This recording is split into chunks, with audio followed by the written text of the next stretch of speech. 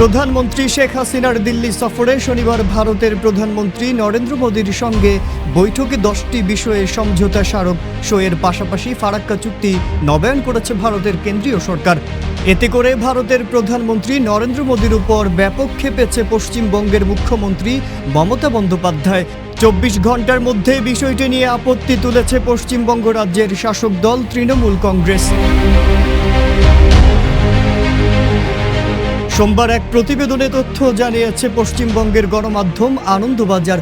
প্রতিবেদনে বলা হয়, নরেন্দ্র মোদীর আশ্বাসকে বাংলা বিক্রির পরিকল্পনা হিসেবে অভিহিত করেছে মমতার দল তৃণমূল কংগ্রেস। তাদের অভিযোগ, রাজ্য সরকারকে এড়িয়ে চুক্তি নবায়ন হয়েছে। রাজ্যের ক্ষমতাসীন দল তৃণমূলের তরফে এই চুক্তি নবায়নকে পশ্চিমবঙ্গকে বিক্রি করার পরিকল্পনা হিসেবে বর্ণনা করা হয়েছে। এখন ওয়ালটন ফ্রিজ কিনে অনেকের মতো আপনিও হয়ে যেতে পারেন মিলেনিয়ার। সেরা পণ্যের সেরা অফার, ওয়ালটন মিলেনিয়ার।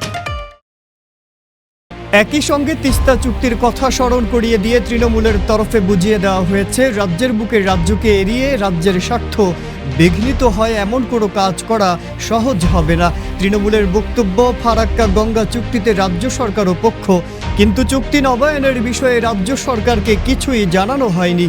পাশাপাশি বলা হয়েছে, এই চুক্তি বাবদ রাজ্য সরকারের যে পাওনা টাকা তাও বকেয়া রয়েছে। গঙ্গার ড্রেজিংয়ের কাজ বন্ধ হয়ে গেছে, যা বাংলায় বন্যা ও ভাঙনের প্রাথমিক কারণ হয়ে উঠেছে।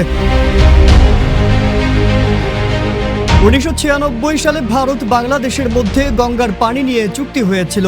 তাতে একাধিক রাজ্য সরকারও শরিক। যে চুক্তির মেয়াদ শেষ হবে 2026 সালে, সে কথা স্মরণ করিয়ে দিয়ে তৃণমূল বলছে, 2017 সালে বিহারের মুখ্যমন্ত্রী নীতিশ কুমারও ফারাক্কার বাঁধের বিরোধিতা করেছিলেন। তিনি বলেছিলেন, বেড়ি বাঁধ দিয়ে বন্যা নিয়ন্ত্রণ করা যাচ্ছে না।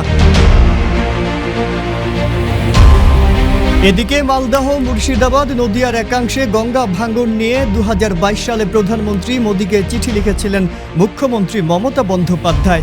সেই চিঠির প্রসঙ্গ তুলে তৃণমূল বলছে, 2 বছর আগে মমতাও বলেছিলেন, ফারাক্কা ব্যারাজের জন্যই বাংলার বিস্তীর্ণ এলাকাকে ভাঙনের মুখে পড়তে হচ্ছে, যার ফলে মানুষের ভিটে মাটি যেমন যাচ্ছে তেমনই ক্ষতি হচ্ছে চাষেরও।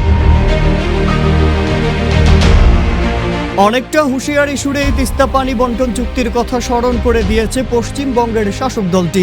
বলা হয়েছে, সংবিধান অনুযায়ী অন্য দেশের সঙ্গে কোনো বিষয়ে চুক্তি স্বাক্ষরিত করার অধিকার কেন্দ্রের রয়েছে, কিন্তু কেন্দ্রকে এটাও বুঝতে হবে, রাজ্য সরকার সহযোগিতা না করলে তিস্তা পানি বন্টনের মতো চুক্তি থমকে থাকে। তিস্তা পানি বন্টন নিয়ে রাজ্য সরকারেরও অবস্থানের পর কেন্দ্রও সম্মত হয়েছে, বাংলাকে এড়িয়ে গিয়ে তারা কিছু করবে না।